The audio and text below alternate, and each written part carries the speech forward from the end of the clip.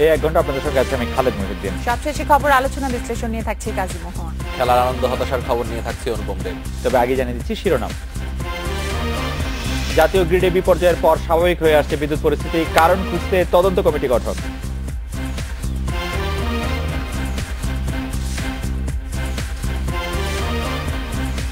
আনসারুল্লাহর IT প্রধান আশফাক 5 দিনের রিমান্ডে, শীর্ষ জঙ্গি জিয়ার দেশে থাকার তথ্য।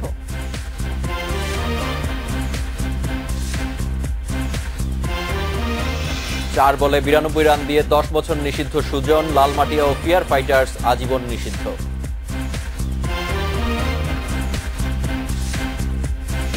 রাত 9টায় বাংলাদেশে আজ মতামত পাঠানোর বিষয়ে রাস্তায় পরিত্যক্ত বিলাসবহুল গাড়ি। মতামত পাঠাতে পারেন এসএমএস অথবা ফেসবুকে। আপনাদের মতামত জানিয়ে দিচ্ছি সংবাদের পরের অংশে।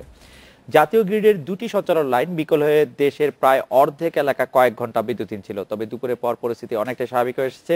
এই ঘটনায় 4 সদস্য তদন্ত কমিটি করেছে power grid company of Bangladesh PGCB. কমিটিকে 5 দিনের মধ্যে প্রতিবেদন দিতে হবে। ঝড়ের কারণে সোমবার রাতে কিশোরগঞ্জের ভৈরবে একটি বিদ্যুতের টাওয়ার ভেঙে পড়ে 230 কিলোভোল্টের সরবরাহ লাইন ক্ষতিগ্রস্ত হয়। এতে আশুগঞ্জ সিরাজগঞ্জ সঞ্চালন লাইনে সরবরাহ বন্ধ হয়ে যায়। ওই লাইন মেরামতের মধ্যেই মঙ্গলবার বেলা 11:30টার দিকে ঘোড়াশাল ঈশ্বরদী সঞ্চালন লাইন বিকল হয়। এতে দেশের উত্তর ও দক্ষিণাঞ্চলের 32 জেলা বিদ্যুৎহীন হয়ে পড়ে। এসব অঞ্চলের কিছু জেলায় বিদ্যুৎ পরিস্থিতি এখনো স্বাভাবিক হয়নি। বিদ্যুৎ প্রতিমন্ত্রী জানিয়েছেন, সঞ্চালন লাইন দুটি মেরামত করা হচ্ছে, পরিস্থিতি শিগগিরই স্বাভাবিক হবে।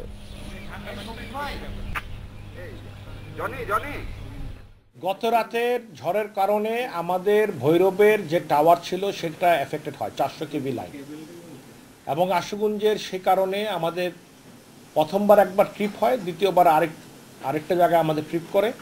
এতে প্রায় 500 মেগাওয়াটের অতিরিক্ত বিদ্যুৎ আমাদের সঞ্চালন লাইনে আমরা দিতে পারিনি, যার কারণে বেশ কিছু জায়গায় আমরা বলতে গেলে দেখতে পাচ্ছি প্রায় 36টি থেকে 37টি জেলায় বিদ্যুতের সমস্যা দেখা যায়।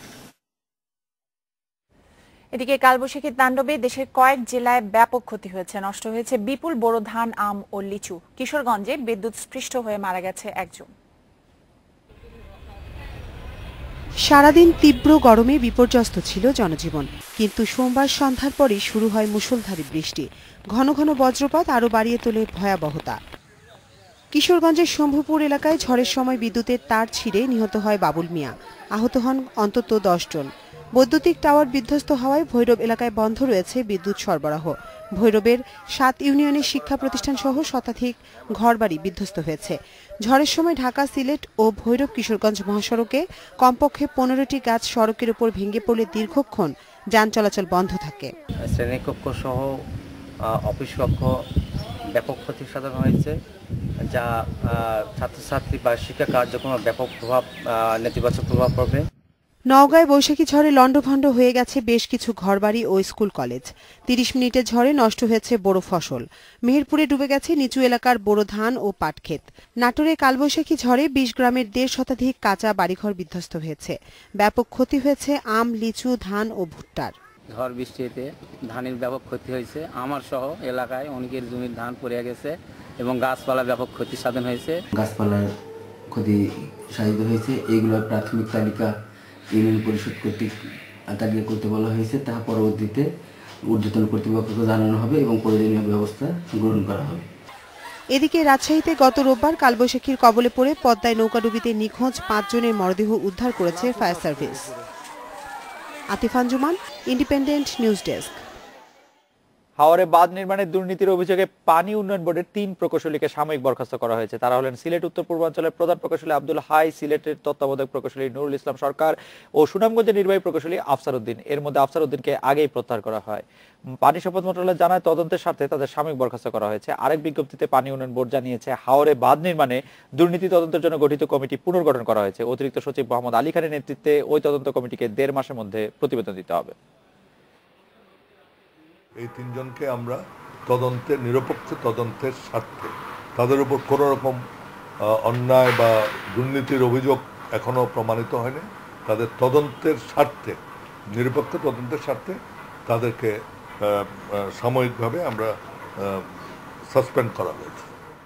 এদিকে হাওরের ক্ষতিগ্রস্ত মানুষের কাছে ত্রাণ পৌঁছাচ্ছে না বলে অভিযোগ করেছে বিএনপি। সুনামগঞ্জে সকালে সংবাদ সম্মেলনে এই অভিযোগ করেছেন বিএনপির ভাইস চেয়ারম্যান আব্দুল্লাহ আল নোমান। হাওর এলাকায় ঘুরে কোথাও ত্রাণ বিতরণ দেখা যায়নি বলেও দাবি করেছেন তিনি। সরকারের পক্ষ থেকে ঋণ প্রদান করার কথা ঘোষণা করা হয়েছে, যে ব্যাপক ঋণ দেওয়া হয়েছে টাকা অঙ্কে এবং চাউল দিয়ে, অথচ সেগুলো এখনো পর্যন্ত তৃণমূল পর্যায়ে পৌঁছে নাই বলে এখানে যারা হাওরের অধিবাসী তাদের এই বক্তব্য। কর্ম পরিকল্পনা নিয়ে এসেছি, শুধু কয়েকটা রিলিফের প্যাকেট দেওয়ার জন্য আসিনি। মাননীয় প্রধানমন্ত্রী এসছেন অনেক দেরিতে, আমরা আসতে চাইছিলাম, আমাদেরকে প্রশাসন আসতে দেয় নাই। শীর্ষ জঙ্গি মেজর জিয়া দেশে অবস্থান করছেন বলে তথ্য পেয়েছে পুলিশ। জঙ্গি সংগঠন আনসারুল্লাহ বাংলা টিমের তথ্য প্রযুক্তি শাখার প্রধান আশফাকুর রহমান এই তথ্য দিয়েছেন। আশফাককে সোমবার রাতে গ্রেপ্তারের পর 5 দিনের রিমান্ডে নিয়েছে পুলিশ। রাজধানীর ভাটারা এলাকা থেকে আনসারুল্লাহ বাংলা টিমের আইটি প্রধান আশফাককে গ্রেপ্তার করে কাউন্টার টেরোরিজম ইউনিট। জঙ্গি সংগঠন আনসারুল্লাহ বাংলা টিমের গ্রেপ্তার হওয়া এই আইটি প্রধান আশফাকের ল্যাপটপে কয়েকজন ব্লগারদের আইডির স্ক্রিনশট সহ নানা তথ্য পেয়েছে তারা। আশফাক মূলত ব্লগারদের তথ্য সংগ্রহ করে জঙ্গি সংগঠনটির সামরিক শাখায় দিত। ফেসবুক আইডি হ্যাকিংয়েও দক্ষ ছিল সে। লেখকদের টার্গেট করা হতো, তাদের আইডি হ্যাক করে তার নাম ঠিকানা সংগ্রহ করার দায়িত্বে সে ছিল। সেই দায়িত্বটি সে পালন করত বলে সে স্বীকার করেছে।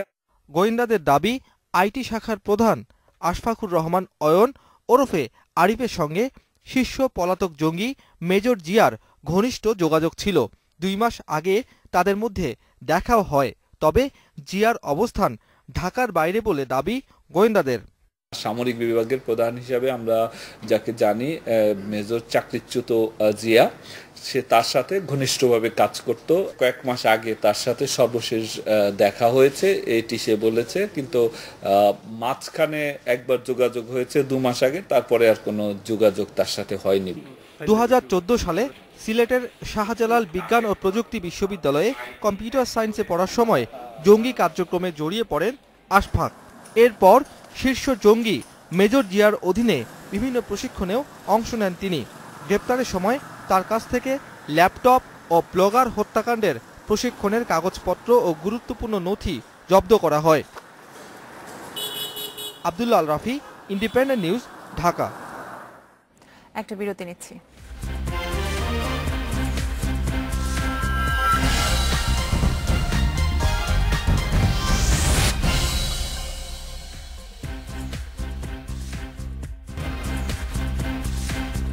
নটা 15 মিনিটে ফিরে এলাম রাত 9টায় বাংলাদেশে। পরিবেশ তৈরি হলে বিএনপি যে কোনো সময় নির্বাচনে যেতে প্রস্তুত বলে জানিয়েছেন দলের মহাসচিব মির্জা ফখরুল ইসলাম আলমগীর। 300 আসনে প্রতিদ্বন্দ্বিতার জন্য বিএনপির 900 প্রার্থীর তালিকা আছে বলেও জানিয়েছেন তিনি। জাতীয়তাবাদী শ্রমিক দলের 38তম প্রতিষ্ঠাবার্ষিকী উপলক্ষে জিয়াউর রহমানের সমাধিতে শ্রদ্ধা জানানোর পর একথা বলেছেন বিএনপির মহাসচিব। তিনি অভিযোগ করেন, দিনে দিনে গণবিচ্ছিন্ন হয়ে গণতন্ত্রকেও সংকুচিত করছে সরকার। মির্জা ফখরুল বলেন, আওয়ামী লীগ নেতারাই নিজেদের অপকর্ম নানাভাবে ফাঁস করছেন।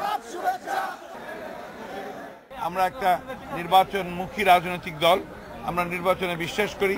যদি সহায়ক সরকার থাকে, নির্বাচনের ক্ষেত্রে প্রস্তুত থাকে, আমরা নির্বাচনের জন্য সবসময় প্রস্তুত। প্রার্থী তো আমাদের 900 আছে। বিশৃঙ্খলা আর হট্টগোলের কারণে চট্টগ্রাম উত্তর জেলা বিএনপির কর্মী সভা দ্রুত শেষ করেছেন কেন্দ্রীয় নেতারা। নগরীর নসিমন ভবনে বিকেলে এই কর্মী সভা হয়। মঞ্চ দখল কেন্দ্র করে গিয়াস কাদের চৌধুরী ও আসলাম চৌধুরীর কর্মীদের চেয়ার ছোড়াছড়ি ও হাতাহাতির ঘটনা ঘটে। পরে পরিস্থিতি সামাল দিতে তড়িঘড়ি সমাবেশ শেষ করে দেওয়া হয়। এদিকে নাটোরে পূর্ব অনুমতি ছাড়া সমাবেশ আয়োজন করায় আলাইপুরে জেলা বিএনপির অস্থায়ী কার্যালয় সকাল থেকে ঘেরাও করে রাখে পুলিশ। দুপুরে নেতাকর্মীরা জড়ো হলেও পুলিশে বাধায় কর্মসূচি পণ্ড হয়।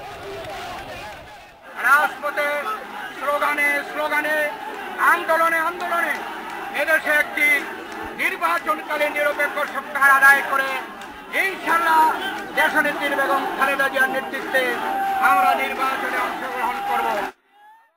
মহাসচিব বলছেন যে কোনো মুহূর্তে বিএনপি নির্বাচনে যেতে প্রস্তুত। 300 আসনে 900 প্রার্থী তৈরি আছে। আর এদিকে চট্টগ্রামের খবরটা আপনি পড়ছিলেন যে তাদের এই অবস্থা, তৃণমূলে তৃণমূল বিএনপির এই অবস্থা? মানে তৃণমূল, আমাদের দেশে আওয়ামী লীগের এরকম একটা সংবাদ আজকে সারাদিন আমরা দেখেছি, যে আওয়ামী লীগের যে অন্তর্গত কন্দল, কিন্তু মানে এই যে তৃণমূলের এই চেয়ার ছোড়াছুড়ি এবং হাতাহাতির ঘটনাটা তো আসলে মির্জা ফখরুল ইসলাম আলমগীরের কথা কি আরো মানে প্রমাণ করে, যেহেতু 900 প্রার্থী আছে, তারা তো 900 প্রার্থী দিবেন না, তারা 300 প্রার্থী দিবেন, মানে 600 প্রার্থীকে বাদ দিবেন, 600 প্রার্থীর মধ্যে অন্তত 350 এটিকে মেনে নেবেন না। উনি বলছে যে আওয়ামী লীগ গণতন্ত্রকে সংকুচিত করে ফেলছে, বিএনপির মধ্যে যেন গণতন্ত্র থাকে, এই জন্য আর কি সবাইকে খুশি করার একটা বিষয়। সবাইকে খুশি করতে হলে তো 900 জন প্রার্থী আছে, যেটি মহাসচিবই বলছেন, মহাসচিব তো বলছেন না এরকম আরো 300 প্রার্থী আছে, ধরেন 1200 প্রার্থী আছেন, সেই 1200-র মধ্যে আপনি যখন এটাকে 300 করে আনবেন, বা আপনি মহাসচিবের কথাই থাকেন, 900 প্রার্থীর মধ্যে যখন 300 প্রার্থী আপনি করবেন, 600 জনের মধ্যে অন্তত 350 তারা এটি মেনে নেবে না সহজে, বিদ্রোহী হয়ে যাবে এবং বিদ্রোহী উঠবে, এবং তারা নিজেরা প্রার্থী হিসেবে দাঁড়াবে, কখনো কখনো দলের বিপক্ষে কাজ করবে। তো এই সব কয়টা জিনিসই আসলে মেনে নিতে হবে, এবং তখন কিন্তু এককভাবে চেয়ারপারসন প্রার্থীর নাম ঘোষণা করছেন, এর চেয়ে তো এটা মনে হয় দলের ভিতরে একটা গণতন্ত্রের পরিচয় না, দলের ভিতরে গণতন্ত্র মানে চেয়ারপারসনের নাম ঘোষণা করবেন, চেয়ারপারসন দেখবেন জরিপ তো হয়, আওয়ামী লীগ বিএনপি দুই দলের মধ্যেই হয় নিশ্চয়ই, এক ধরনের জরিপ হয়, এক ধরনের সক্ষমতা দেখা হয়, নানা ধরনের সক্ষমতা, মানে নির্বাচন করার তো সক্ষমতা দেখা হয়, সেগুলি তো অবশ্যই দেখা হবে। তবে আপনি যা ভাবছেন তৃণমূল থেকে ব্যাপারটি নির্ধারিত হবে না, চেয়ারপারসনে নির্ধারণ করবেন বিষয়টি। যাই হোক, আমরা একটা বিরতি নিচ্ছি। বিরতি নেওয়ার আগে আমি একটু খেলার খবর জানিয়ে দিতে চাই যে আমাদের আন্তর্জাতিক ক্ষেত্রেও আমাদের একেবারেই স্থানীয় একটি খেলা অনেক পত্রিকায় সংবাদ মাধ্যমে শিরোনাম হয়েছিল, 4 বলে 92 রান এবং আরেকটি 7 বলে 69 রান। তো সেটি আসলে বিসিবি খুব একটা ভালোভাবে নেয়নি, তারা দেখছেন এটাকে, যদিও খেলোয়াড়রা বলছেন যে বাজে আম্পায়ারিং এর প্রতিবাদ হিসেবে তারা এটি করেছিলেন। বিসিবি দেখছে যে দেশের ভাবমূর্তি ক্ষুণ্ণ হয়েছে এতে, এবং 10 বছরের জন্য 2 জন খেলোয়াড়কে আজীবন নিষিদ্ধ করা হয়েছে 2টি ক্লাবকে। অবশ্য তারা আপিল করার সুযোগ পাবেন, কিন্তু সেই ক্ষেত্রে কি হবে সেটা সময়ই বলে দিবে। সেই খবরগুলো থাকছে, তবে তার আগে একটা বিরতি নিচ্ছি, ফিরে এসে আরো যা থাকছে। 9:26 ফিরে এলাম রাত 9টায় বাংলাদেশে। ঢাকা দ্বিতীয় বিভাগ ক্রিকেট লিগে 4 বলে 92 রান এবং 7 বলে 69 রান কাণ্ডে লালমাটিয়া ক্লাবের বোলার মোহাম্মদ সুজন ও ফিয়ার ফাইটার্সের বোলার তাসনিম হাসানকে 10 বছরের জন্য নিষিদ্ধ করেছে বিসিবি। ক্রিকেট বিশ্বে আলোড়ন তৈরি করা এই ঘটনার শাস্তি হিসেবে 2 ক্লাবকেও আজীবন নিষিদ্ধ করা হয়। শুধু তাই নয়, 2 দলের ম্যানেজার, অধিনায়ক ও কোচকে 5 বছরের নিষেধাজ্ঞা দেওয়া হয়েছে। এছাড়া ওই ম্যাচের 2 আম্পায়ার হয়েছেন 6 মাসের জন্য নিষিদ্ধ। 11 এপ্রিল দ্বিতীয় বিভাগ ক্রিকেটে বাজে ঘটনার জন্ম দেয় লালমাটিয়া ক্লাব। এক্সিম ক্রিকেটার্সের বিপক্ষে আম্পায়ারের সিদ্ধান্তের প্রতিবাদে 4 বলে 92 রান দিয়েছিলেন সুজন। ওটাই শুধু নয়, আগের দিন ফিয়ার ফাইটার্সের বোলার তাসনিম হাসানের 7 বলে 69 রান দেওয়ার ঘটনাও ঘটেছে।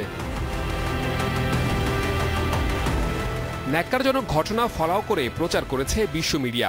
নষ্ট হয়েছে বাংলাদেশ ক্রিকেটের ভাবমূর্তি, বিব্রত বিসিবি। 3 সদস্যের তদন্ত কমিটি করে দ্রুত শাস্তি নিশ্চিত করেছে ক্রিকেট বোর্ড। এটা ইচ্ছাকৃতভাবে এইটা বাংলাদেশ ক্রিকেটের মান সম্মান ক্ষুণ্ণ করার জন্য এই জিনিসটা করা হয়েছে। যারা বলার ছিলেন এরা 10 বছরের জন্য সাসপেন্ড, এবং ক্যাপ্টেন, ম্যানেজার এবং কোচ টিমে এনারা 5 বছরের জন্য সাসপেন্ড করা হয়েছে, এবং যে 2টি টিম ছিল এটি টেম্পোরারি সাসপেন্ড, আজীবন সাসপেন্ড। কয়েকদিন আগে আম্পায়ার্স কমিটির দায়িত্ব নিয়েছেন শেখ সোহেল। দায়িত্ব নিয়েই ন্যাক্কারজনক এই ঘটনা তদন্তে নেমেছেন। নিজ বিভাগের দায়িত্বে অবহেলা চোখে পড়েছে, তাই আম্পায়ারদেরও শাস্তি নিশ্চিত করেছেন। আম্পায়াররা খেলাটা ঠিকমতো পরিচালনা করতে পারেনি, এবং তারা এটা স্টপও খেলা করতে পারেনি, এই জন্য আম্পায়ারদের 6 মাসের জন্য সাসপেন্ড করা হয়েছে। সিডিএম এ কোনো খেলা 6 মাস তারা কোনো সিডিএম এ খেলা পরিচালনা করতে পারবে না। আলোচিত এই ঘটনার পর নড়েচড়ে বসেছে বিসিবি। ভবিষ্যতে আম্পায়ারিং এর মান উন্নয়নে উদ্যোগী হচ্ছে cricket board. Saiful Majumdar, independent news, Dhaka. Dhaka premier লিগের 6ষ্ঠ রাউন্ডে এসে হারল প্রাইম ব্যাংক ক্রিকেট ক্লাব। টানা 5 জয়ের পর ব্যাংকারদের থামিয়েছে দোলেশ্বর। অন্যদিকে মাত্র 135 করে রূপগঞ্জকে বড় ব্যবধানে হারিয়েছে মোহামেডান। তাইজুলের স্পিন ম্যাজিকে 51 রানের জয় সাদা কালোদের। দাপুটে জয় পেয়েছে আবাহনী, কলাবাগানকে হারিয়েছে 6 উইকেটে। আইসিসি টি20 র্যাঙ্কিং এর 10 নম্বরে আছে বাংলাদেশ। র্যাঙ্কিং এর বার্ষিক হালনাগাদে অবস্থানের উন্নতি না হলেও 4 রেটিং পয়েন্ট বেড়েছে। টাইগারদের বর্তমান সংগ্রহ 78 পয়েন্ট। চ্যাম্পিয়ন্স লিগ সেমির প্রথম লেগে রাতে মুখোমুখি হবে মাদ্রিদের দুই club Atletico Real. Champions league ইতিহাসে 11 বারের চ্যাম্পিয়ন রিয়ালের এটি 28তম সেমিফাইনাল। ম্যাচ শুরু বাংলাদেশ সময় রাত 1:15টায়। এই ছিল আমার কাছে আরো কিছু খবর জানবো মোহ এবং খালেদের কাছ থেকে। অনুপম, আপনাকে ধন্যবাদ। 2.5 লাখ ভূমি ও গৃহহীন পরিবার পুনর্বাসনে আশ্রয়ন প্রকল্পের বরাদ্দ দ্বিগুণ করেছে সরকার। এই বিষয়ে 4,840 কোটি টাকা সংশোধিত প্রকল্পের অনুমোদন দিয়েছে জাতীয় অর্থনৈতিক পরিষদের নির্বাহী কমিটি একনেক। হাওর এলাকার রাস্তা নির্মাণে পর্যাপ্ত পানি নিষ্কাশন ব্যবস্থা রাখতে প্রধানমন্ত্রী নির্দেশ দিয়েছেন বলে জানিয়েছেন পরিকল্পনা মন্ত্রী। 1997 সালে ঘূর্ণিঝড়ে ব্যাপকভাবে ক্ষতিগ্রস্ত হয় দেশের উপকূলীয় এলাকা। সে সময় ভূমি ও গৃহহীন ছিন্নমূল পরিবারের পুনর্বাসনে আশ্রয়ন প্রকল্প শুরু করে তৎকালীন সরকার। বর্তমানে 2,204 কোটি টাকা ব্যয়ে আশ্রয়ন 2 প্রকল্পের কাজ চলছে, যার মেয়াদ শেষ হবে চলতি বছর জুনে। 2019 সালের মধ্যে 2.5 লাখ পরিবারকে পুনর্বাসনের লক্ষ্যে প্রকল্পের বরাদ্দ বাড়ানো হয়েছে দ্বিগুণেরও বেশি। প্রধানমন্ত্রীর সভাপতিত্বে একনেক সভায় সংশোধিত প্রকল্পটির অনুমোদন দেয়া হয়। এটি বাস্তবায়ন হলে 2030 সালের মধ্যে টেকসই উন্নয়ন লক্ষ্যমাত্রা এসডিজির অনেকটাই পূরণ সম্ভব হবে বলে জানান পরিকল্পনা মন্ত্রী। যাদের জমিন আছে, ঘর নাই, বাড়িঘর নাই, তাদেরকে বাড়িঘর আমরা করে দিচ্ছি। আর যাদের জমিন নাই তাদের জন্য কিন্তু আমরা কিন্তু এখন ব্যবস্থা নিচ্ছি। আমরা সেখানে যেখানে খাস জমি আছে, খাস জমির উপরে আমরা করে দিচ্ছি। যাদের খাস জমি যেখানে পাওয়া যায় না সেখানেও গভর্নমেন্ট এখন কমিটেড, তাদেরকেও বাসস্থানের ব্যবস্থা করে দেবে। মাননীয় প্রধানমন্ত্রী আরেকটি ঘোষণা দিলেন, সেই ঘোষণাটি হচ্ছে সবার জন্য বাসস্থান। পরিকল্পনা মন্ত্রী জানান, হাওর এলাকায় যোগাযোগ ব্যবস্থার উন্নয়নে রাস্তাঘাট নির্মাণের ফলে পানি চলাচলের যাতে ব্যাঘাত না ঘটে সে ব্যাপারে প্রয়োজনীয় ব্যবস্থা রাখার নির্দেশ দিয়েছেন প্রধানমন্ত্রী। হাওর বিল এলাকায় রাস্তাঘাট নির্মাণ করা হবে, সেখানে পানি নিষ্কাশনের জন্য ব্যবস্থা রাখতে হবে। হয় ব্রিজ করতে হবে না কালভার্ট করতে হবে, ওই এলাকায় যেন কোনোভাবে পানি চলাচল যেন বিঘ্নিত না হয়।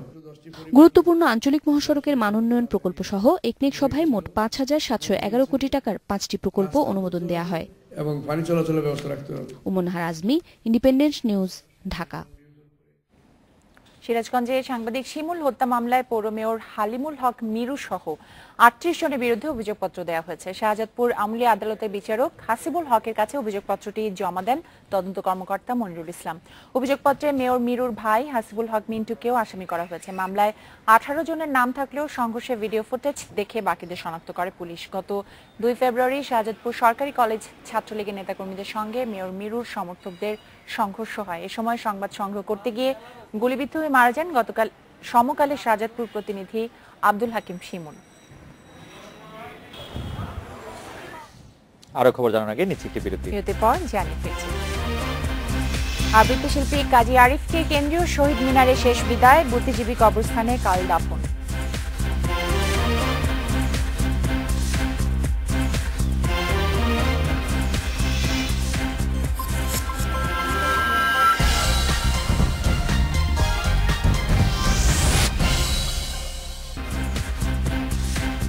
রাত 9:45 আমরা ফিরে এলাম।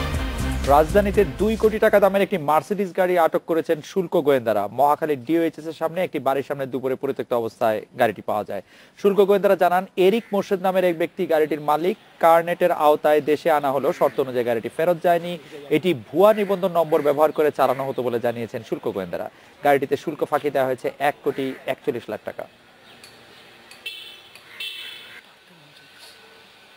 গাড়ির চেসিস নাম্বারটা মিলিয়ে আমরা দেখতে পারি যে আমাদের যে মোস্ট ওয়ান্টেড গাড়ির তালিকা তার মধ্যে এই গাড়িটা আছে। এটা কার্নেট ডিপ্যাসেজ সুবিধার অপব্যবহারের মাধ্যমে আনা হয়েছে। তো আমাদের ইনফরমেশনগুলো মিলে যাওয়াতে তখন আমরা গাড়িটা আটক করি। এই একই বিষয়ে আপনাদের মতামত জানতে চেয়েছিলাম আমরা। জুলফিকার বলেছেন, সরকারের দুর্নীতির কারণে শুল্ক ফাঁকি দিয়ে বিলাসবহুল গাড়ি আনার সুযোগ পাচ্ছেন ধনীরা। সাইদুল বলেছেন, গাড়ি মালিকদের জরিমানা সহ কঠিন শাস্তির আওতায় আনা উচিত। মুন্নি বলছেন, গাড়িগুলো প্রভাবশালী নেতা অথবা ব্যবসায়ীদের, সরকার এগুলো বন্ধ করবে কিভাবে? তুষার বলছেন, বিলাসবহুল গাড়ি রাজনৈতিক নেতাদের নামে শুল্ক ফাঁকি দিয়ে আনা হয়, তাদের আগে ধরতে হবে। ফারাবি বলছেন, শুল্ক ফাঁকি দিয়ে বিলাসবহুল গাড়ি আনা বন্ধে সরকারের নজরদারি বাড়ানো উচিত। ইভার মতে, বিলাসবহুল এসব গাড়ির মালিকদের কঠিন শাস্তি দিলে অন্যরাও ঠিক হয়ে যাবে। আকি বলছেন, শুধু গাড়ির মালিক নয়, সরকারের দুর্নীতিগ্রস্ত কর্মকর্তাদেরও শাস্তি দেওয়া উচিত। অয়ন বলছেন, বিলাসবহুল গাড়ি দিয়ে বেআইনি কাজ করা হয়, এগুলো বন্ধ হওয়া উচিত। মামুন বলছেন, শুল্ক ফাঁকি না দিয়ে দেশের অর্থনীতিকে শক্তিশালী করতে সবার এগিয়ে আসা উচিত। রুমন বলছেন, সরকারের উচিত শুল্ক বিভাগকে আরো শক্তিশালী করা। বিলাসবহুল গাড়ি পরিত্যক্ত প্রসঙ্গে যে সরকারের দুর্নীতির কথা বলা হয়েছে, শুল্ক ফাঁকি দেওয়ার ক্ষেত্রে কিন্তু আসলে এই দুর্নীতির ব্যাপারটি প্রধান হয়ে দাঁড়ায়, কারণ গাড়িটি অনেক দিন ধরে রাস্তায় চলেছে, ঠিকমতো শুল্ক দেওয়া হয়েছে কিনা সেটি অনেকগুলো ফাঁক ফোকরও থাকে আসলে, যেগুলো সুযোগ ব্যবসায়ীরা বিশেষ করে যারা দুর্নীতি করে তারা নেয়। কিছুদিন আগে একটা গাড়ি কে যেন চিঠি লিখে ফেলে গিয়েছিল, রাইট। এগুলি অবশ্য আমার কাছে রাগ লাগে, গাড়িটিকে খুব নতুন মনে হলো না আমার কাছে, বেশ কিছুদিন চালিয়ে টালিয়ে। যাই হোক, দর্শকদের অনেক ধন্যবাদ আপনাদের মতামতের জন্য। মুক্তিযোদ্ধা আবৃত্তি শিল্পী কাজী আরিফকে 21শে পদক বা স্বাধীনতা পদকের মতো রাষ্ট্রীয় সম্মান দেওয়ার দাবি জানিয়েছেন সংস্কৃতি জনেরা। কেন্দ্রীয় শহীদ মিনারে কাজী আরিফের প্রতি শ্রদ্ধা জানিয়ে এই দাবি করেছেন তারা। মিরপুর বুদ্ধিজীবী কবরস্থানে কাল বিকেলে দাফন করা হবে কাজী আরিফকে।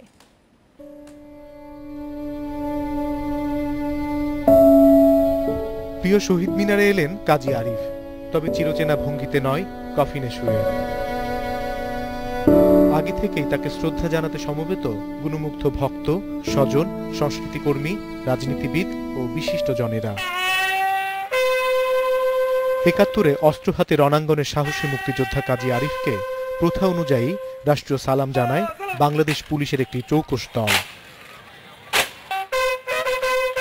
সম্মিলিত সাংস্কৃতিক জোটের আয়োজনে আবৃত্তি শিল্পী কাজী আরিফকে শ্রদ্ধা জানান বিভিন্ন শ্রেণী পেশার মানুষ।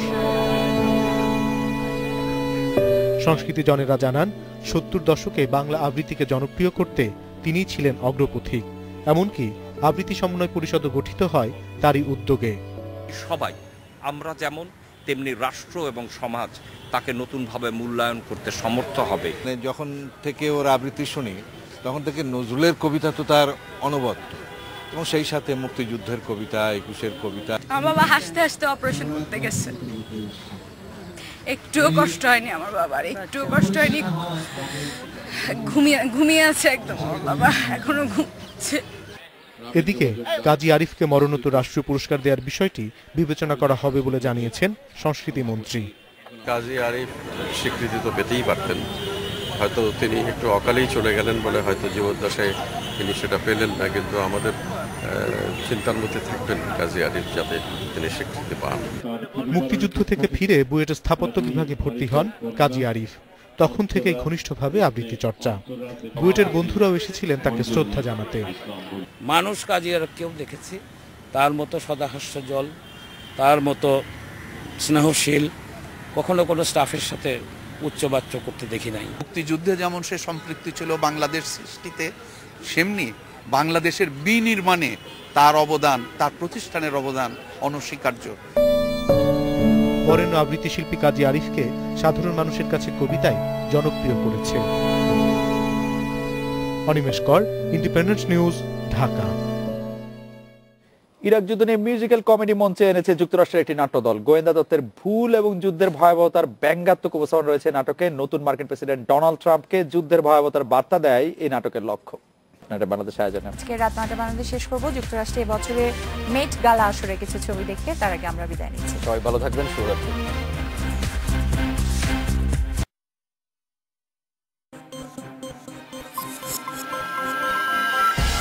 রাত ৯টায় বাংলাদেশ।